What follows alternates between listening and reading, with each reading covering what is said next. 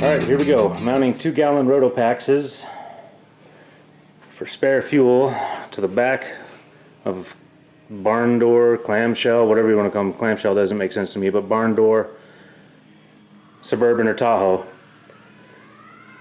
And I am looking, these are pretty freaking solid and sturdy.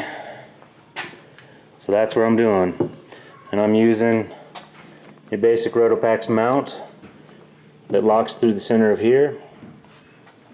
I'm going to put one each side.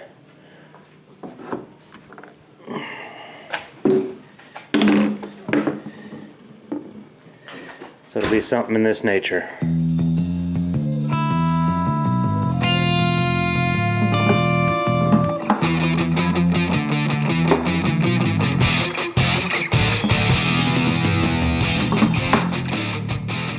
you can connect them together.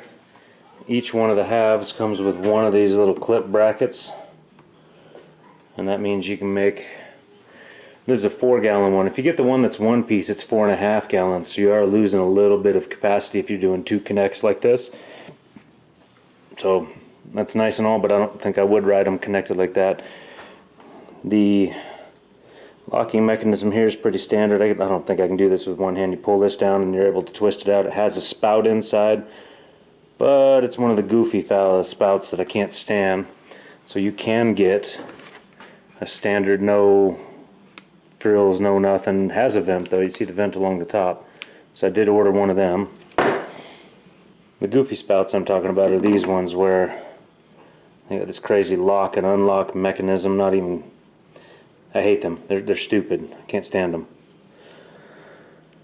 But that's what they come with. Obviously with a hole in the center of that, you're not shutting this thing off and sealing it without the replacement spout. So I'll just keep one of those in the truck, and these just store in there. And again, you see the teeth along the edge there.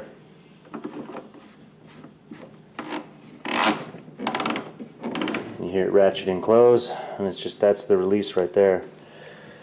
You got the carry handles here, here. But what's interesting to me is a strap slot here on the bottom of these things to help strap these down if you want to use just regular old cargo tie-down straps.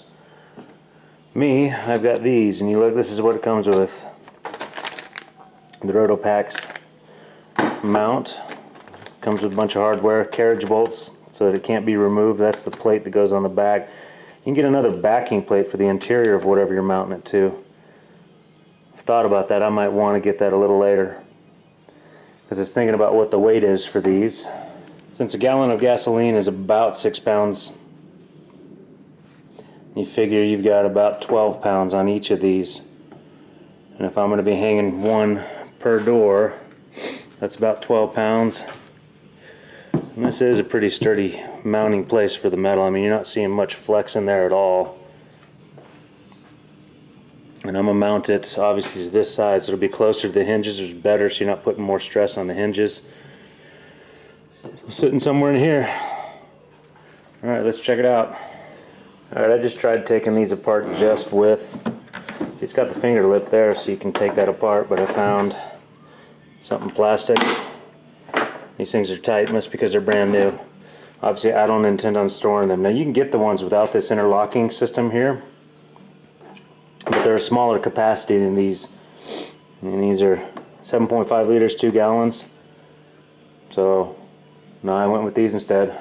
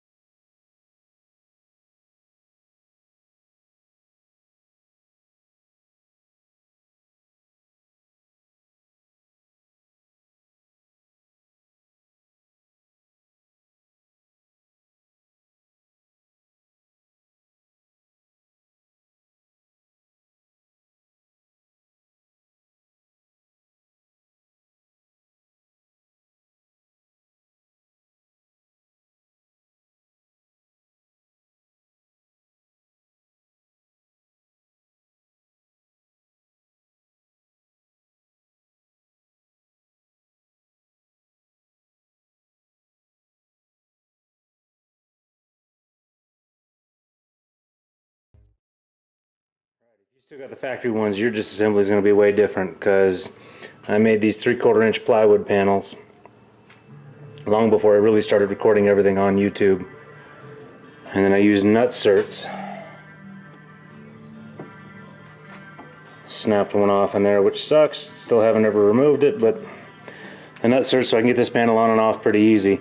You can see I've done some sound deadening and then some basic thermal insulation with this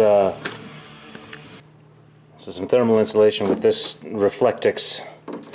It's a mylar foil bubble wrap type stuff. It actually works pretty freaking good, nice and lightweight. Of course, now that's so long ago, I don't remember how I got that in there. I know I folded it in half somehow, then did it all, but I got to pull it back out through this panel. I've got this whole piece in the inner door skin in my way, because that's, how far am I? Might not be in my way. So I'm looking hand and a half. No, I'll be right in here, so that'll actually work out pretty well. I don't have to work behind this. So it's somewhere in here, and that does place it closer to the hinge. And these hinges, these big old barrel hinges that are on these doors, are pretty freaking stout, so I think they'll hold the extra 12 pounds just fine. So I'm gonna get after that now. Okay, so even more to my point, there's this nice crash bar type strengthener rib thing here, big old W shape. It's right in here, so mounting this here will actually make it pretty strong.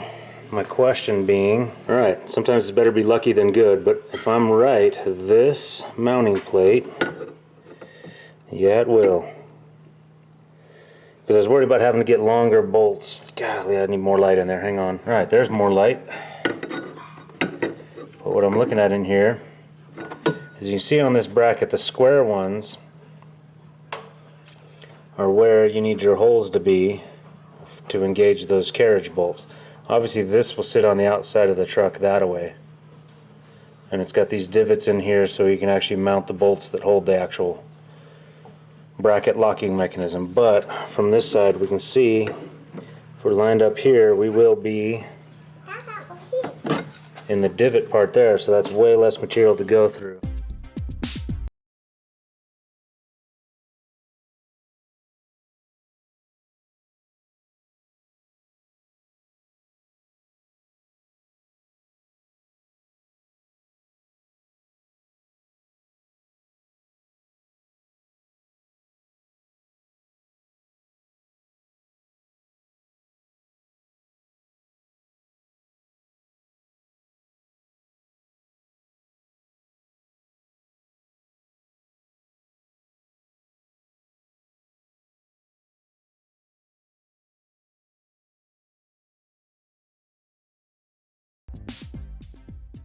Okay, so you see how that goes together, and you notice with these, that actually looks like it would lend itself pretty well to a set of U-bolts. I hadn't even measured those. So you could U-bolt that onto a roll cage or a bumper or something. But then you also got these extra holes for other mounting options. Maybe if you're doing a plate or something, I'm not sure. But I am obviously just going to use these through the sheet metal. I got 2 pieces of sheet metal, that support spar there. This will be as tight as I need it to be. And you see how I drilled the 2 holes from the inside first, then put the bracket on the outside and drilled those 2 holes from the outside, just the pilot bits, and then went with 1/4 inch for these fasteners. These are about a 1/4 inch carriage bolt. But alright, let's get her on.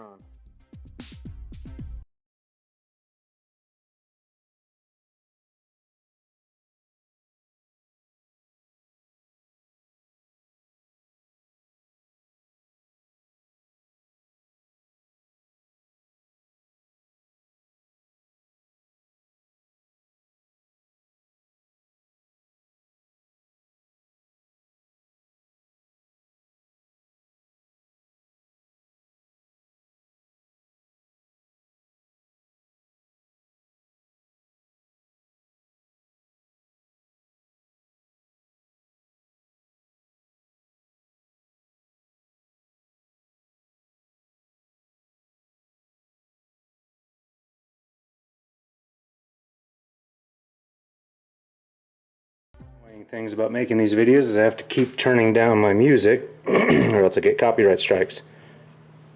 Yeah, pestering. But okay, you You can see in there how I've got it into the spar, that whole deal there, that support spar for the door, so that's a pretty good place to put it.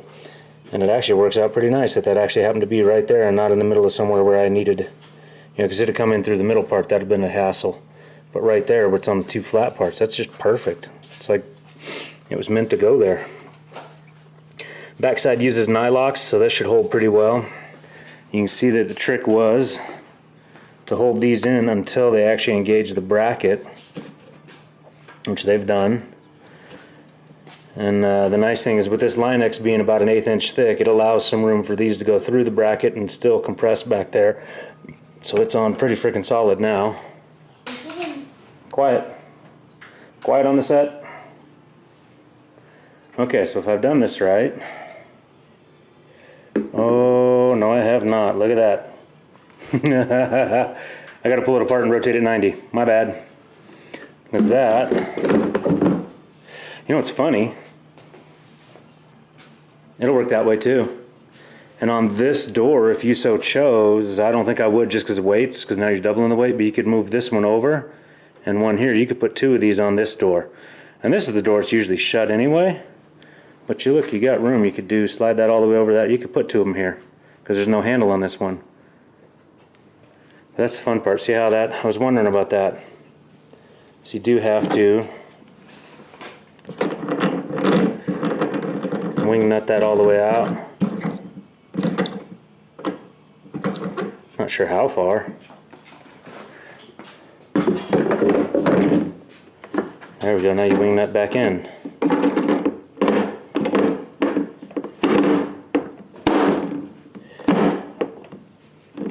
Continues to get tighter for those tabs.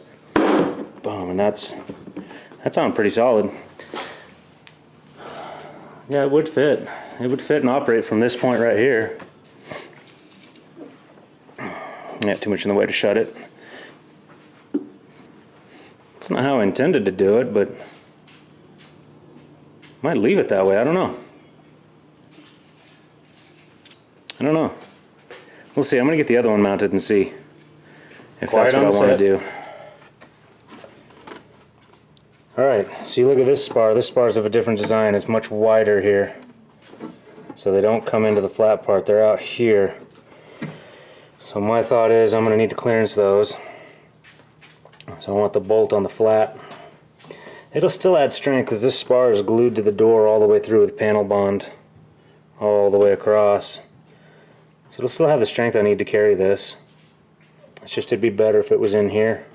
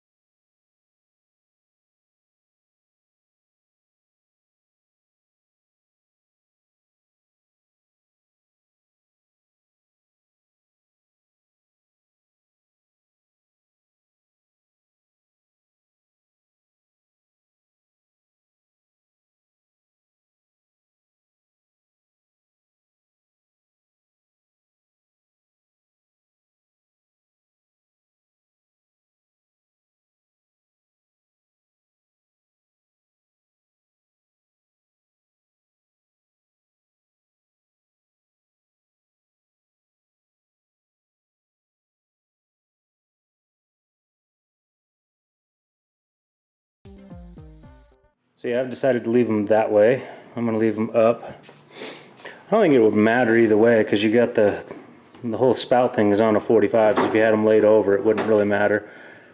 But they fit, so I'm going to leave them.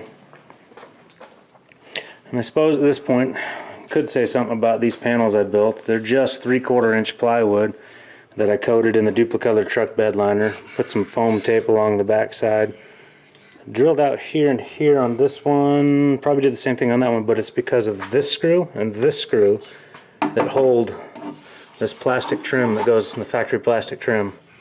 So it clearanced for those.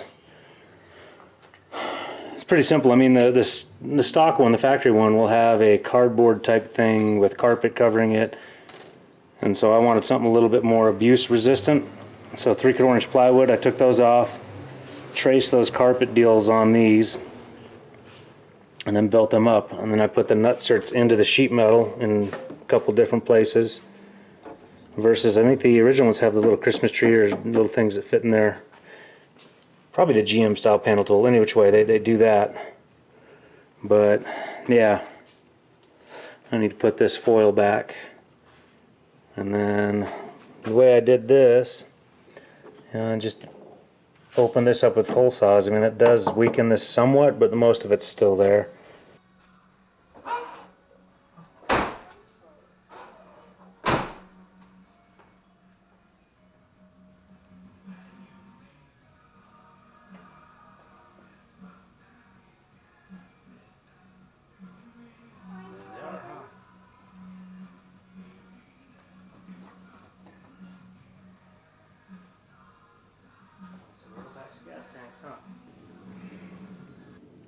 Alright, so there it is, 2 Rotopax fuel cans.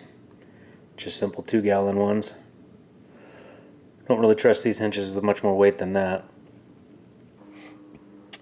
As far as the white ones go that you see sneaking around back there, I've got another mounting solution for those, and those are going to go inside the truck. And that'll be a future video. But yeah, if you're wondering, that's how I went about putting on the Rotopax on my truck. Hope you got something out of this, and hope maybe it helps you decide what you want to do with yours. Either way, appreciate you watching this far, and we'll catch you on the next one.